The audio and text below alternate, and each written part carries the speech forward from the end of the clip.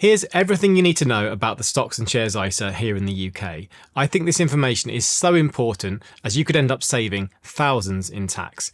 First up, to open one, you need to meet the following requirements. Be 18 years of age and be resident in the UK.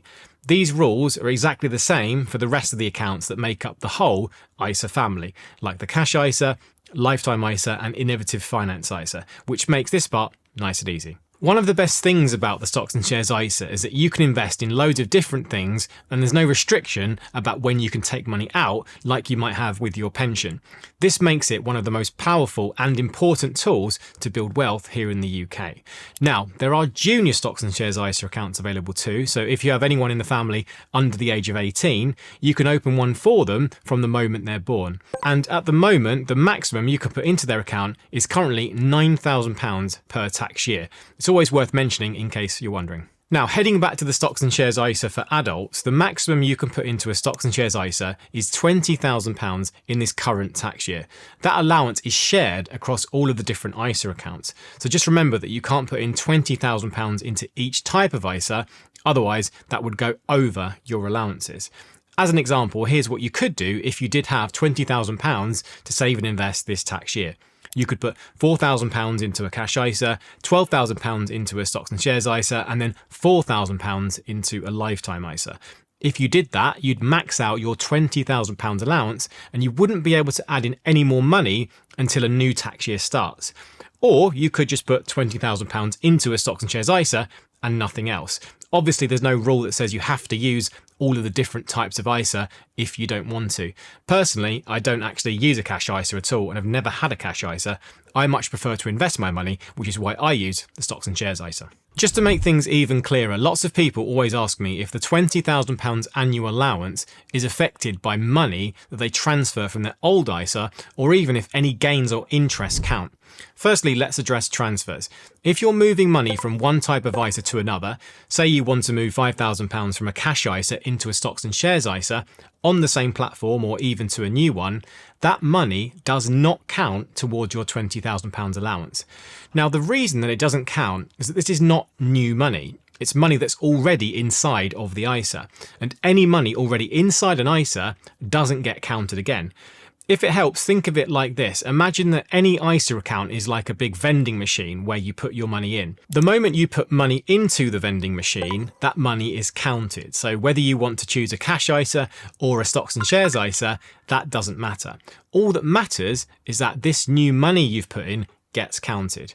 If you move money around from a cash ISA to a Stocks and Shares ISA, you're not adding any new money into the machine, so there's nothing new to count. The only key thing to make sure you do here so that the new money isn't accidentally counted is to ensure that you transfer money in your ISA. If you withdraw money to your bank account and then put it into another ISA, this will get counted as new money. Now, there is one exception to this, which I'll cover in a moment, but the key point to remember is that transfers don't count, so there's nothing to worry about. Secondly, what about any gains or interest? The question I often get asked is, what if I turned £20,000 into £30,000 in my Stocks and Shares ISA?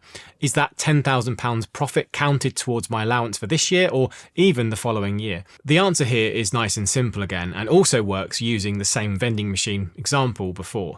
The only time money gets counted towards your allowance is when you add new money into your ISA. So if you put £20,000 into the ISA vending machine, but it turns into a much bigger amount because you made a great investment, none of those gains count towards your allowance.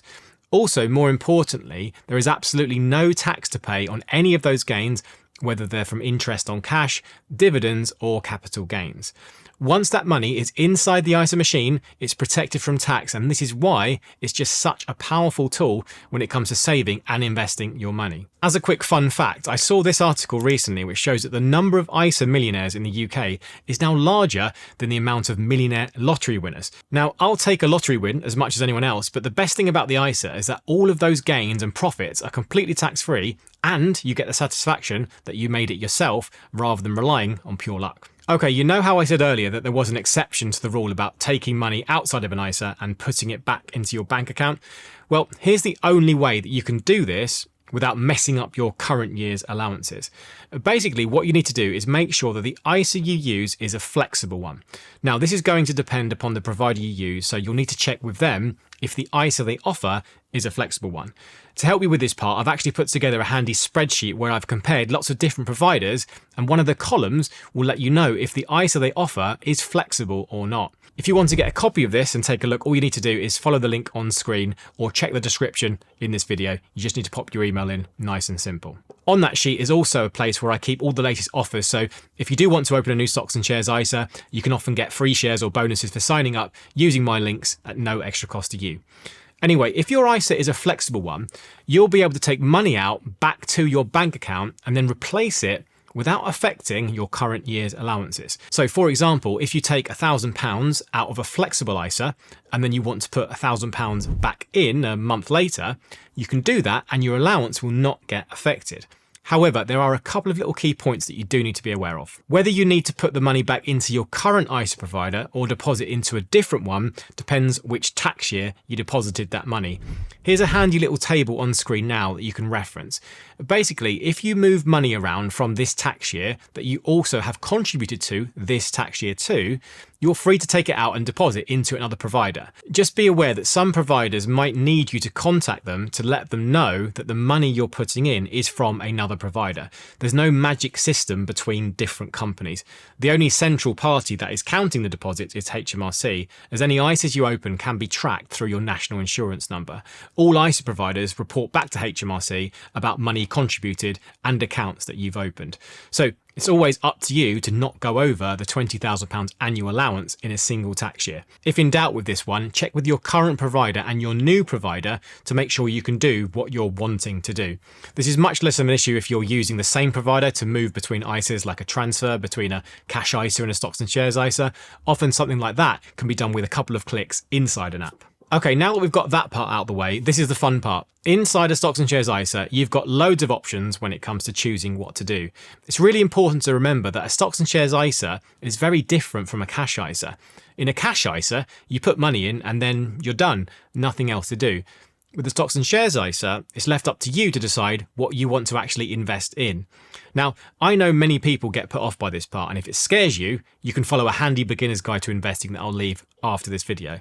But in short, inside of your stocks and shares ISA, you can invest in things like individual company shares, mutual funds, ETFs, unit trusts, and bonds. You can make things as simple or as complicated as you like. And you can buy and sell investments without incurring any taxes.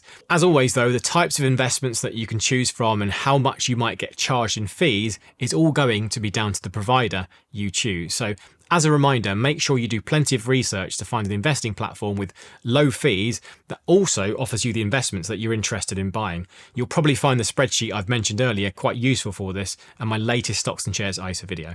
Now, with some providers, you can even just keep your money in cash and you'll earn some interest inside your stocks and shares ISA. However, just be aware that this isn't exactly the same as a cash ISA and your money gets invested into things called money market funds. So this does technically count as an investment. It's worth saying at this point, I did just want to remind you that as of the last budget, the government have said that from April 2027, a year away from when I'm making this video, they are reducing the amount of money that you can put into a cash ISA down from £20,000 to £12,000. Now, this is set to apply to anyone under the age of 65, and the reasoning behind it was to encourage more people to invest rather than just save their money. Now, I personally think this is a very poor idea, and I think it might not even get implemented by the time we get there, but we all need to play by the rules that we've got. As well as that, the government has said that they don't want people trying to get around this rule by using a stocks and shares ISA and then just earning interest on their cash. However, at the moment, we've not got any details about what this might mean, as there are lots of investments that allow you to essentially gain interest on your cash and have low risk. We're going to have to watch this space on this one, so keep an eye out for a new video from me once we know exactly what's going to happen next. Okay, the bottom line is that the stocks and shares ISA lets you protect any money you invest from tax, and there is no limit to what your ISA can grow to. Every UK adult gets the same allowance regardless of how much they earn, so between two people in a household, that's £40,000 every tax year. However, the biggest reason to use them is that over the long term, investing money rather than just saving is likely to give you a better outcome. Most adults in the UK are saving a lot of money and do it for many years, when in reality they'd be far better off investing. As a very quick example, let me leave you with this. If you put £10,000 into a savings account and got 4% a year for the next 10 years, you'd end up with £14,802.44p. If you invested that money instead and got 10% a year, which is actually lower than what happened over the past 10 years in reality, you'd end up with £25,937.42p. While nothing is guaranteed with investing, we can at least make sure that we use the right account to make sure that we keep all that profit tax-free, and that is where the Stocks and Shares ISA comes in. I hope you found the video useful. If you want to look at a video comparing some of the best providers, see this video up here now. And if you need help starting from the beginning with investing, here's a complete beginner's guide that will put you in a good spot. I'll see you over there, and as always, happy investing.